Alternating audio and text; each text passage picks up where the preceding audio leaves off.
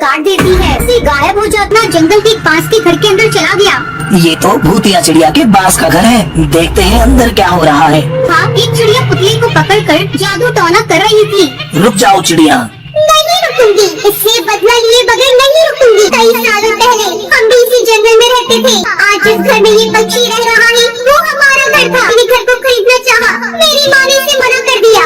घर को पाने के लालच में इस पक्षी ने षड्यंत्र रचा, हमारे घर में जादू टोने का सामान छुपाया और जंगल वालों को इकट्ठा किया और हम पर जादू टोने करने का इल्जाम लगा दिया। जंगल वालों ने पत्थर मार मार कर मुझे और मेरी माँ को जंगल से निकाल दिया। सालों पहले उन्होंने जहर खाकर अपनी जान ले ली और मैं अपनी माँ की ये हालत देख नहीं पाई और मैंने उनके साथ ही अपनी जिंदगी खत्म कर दी। तेरे साथ जो हुआ वो गलत हुआ।